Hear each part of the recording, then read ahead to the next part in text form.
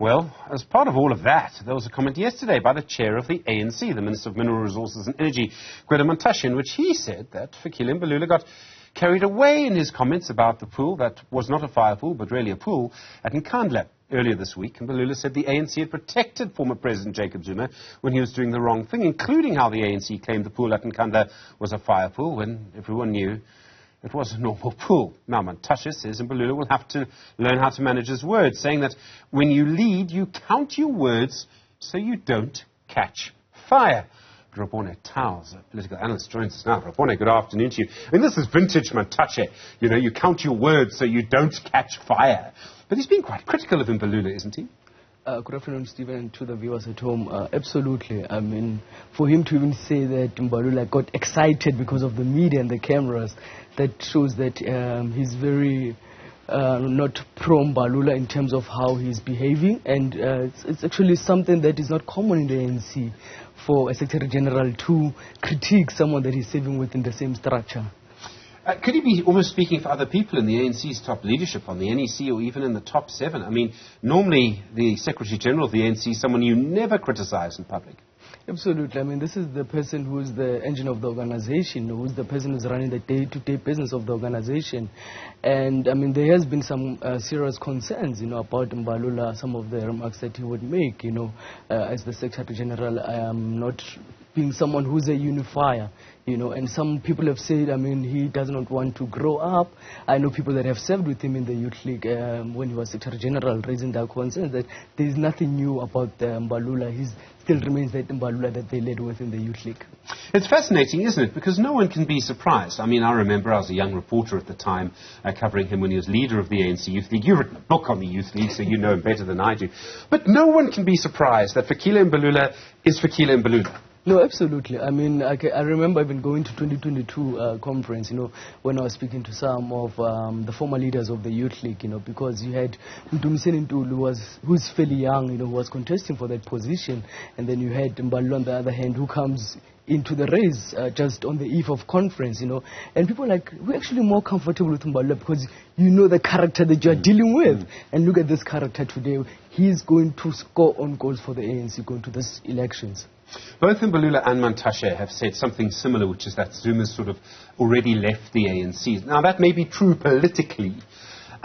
Formally and legally, not necessarily, because as I understand it, as long as Zuma remains a leader of, a member of the ANC formally, I presume he's paid his membership fee, he would have the right to observe NEC meetings. Now, I don't know if that's going to happen. But could there be quite a long process to try and remove him from the ANC, unless, of course, he resigns? I mean, the constitution of the ANC, once you define yourself outside the ANC, automatically you lose your membership, So he opted not to resign, but he opted to define himself outside of the ANC. So technically, he's no longer a member. So it's whether an issue of the ANC formally writing to him a letter or just letting him be, But I think there are many factors that the ANC will have to look into because, for an example, I'm seeing a lot of, pro-Zuma supporters, who even in 2022 were not supporting President Ramaphosa for second term. But because of the factionalism that is so deep-rooted in the ANC, they've literally donated people to Jacob Zuma because those people no longer find expression in the ANC because of the factionalism, because they had different views going to Nazarek, whether Nazarek 1 or Nazarek 2. We've seen, obviously, pictures on X, on Twitter, of, a full hall in Mpumalanga where Zuma was speaking this last weekend. Is that going to translate into votes? I mean, do you think that the only fact most people in the country will probably know about this party is that Zuma is a member of it? I mean, without that, it's almost nothing. Do you think, though, people like me in the urban areas could be misreading it? Do you think it could get a large number of votes? There's two things. Zuma might be the face of the party, as we have seen him crisscrossing the country at this present moment. We saw, that wall being packed. But what was very interesting, if you remember, the Sunday, 2 ANC cadres forums were cancelled. And one of them they were supposed to address in Mkonto, where Zuma addressed the Saturday. So that showed that there might have been worries in terms of the mobilization. They might have not want to be exposed to addressing an empty wall in Mkhonto, because, I mean, it raises a lot of questions that the ANC is coming on Sunday and Zuma was there on Saturday and the ANC cancels. But the other thing is that Zuma, as I said to you, that you have Zuma being the face, but you have a lot of ground forces, you know, who were probably, we could say, the RT faction, who did not want to go to join Magashule, but who have now opted for Jacob Zuma. I can tell you, during December holidays, I spent a lot of time in Soweto, and I was engaging with a lot of people, and it seems like a lot of ANC people are shifting towards MK, which is going to hurt the ANC. But the other thing is that we're all waiting to see the final IEC list of parliamentarians, because that comes out on the eve of elections, right? And you have currently those who've been serving in parliament who were known to be Zuma's allies. The question is, will the ANC retain them or will they be out? What does that mean for the ANC if you have them out? It was Ace Magashule in charge of that process last time, so things have changed. Graham Atlante runs it now. There's another angle to all of this. Mzwanele Manye was sitting in that chair just a moment ago representing the EFF. Well, also, I suppose, the Jacob Zuma Foundation, but anyway.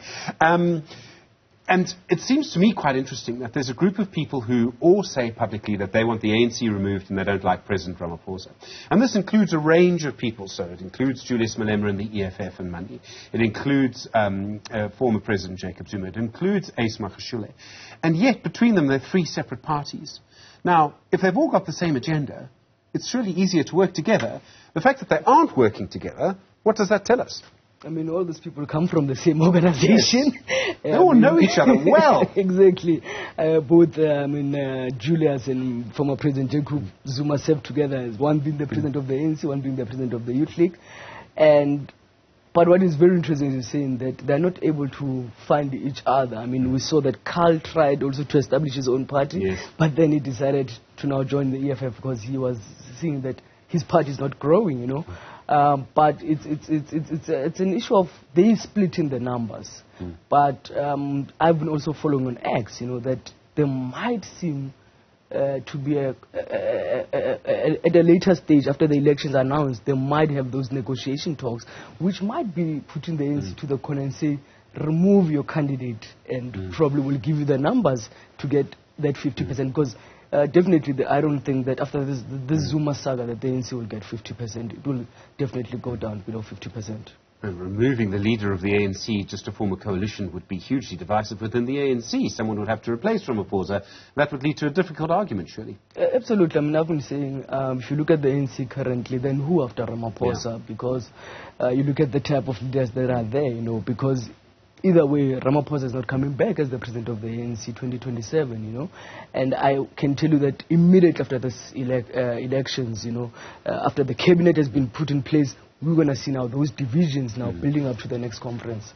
Rebone Tau, thanks very much indeed, political analyst joining us now. In a moment, Valen Kirkley will have your support.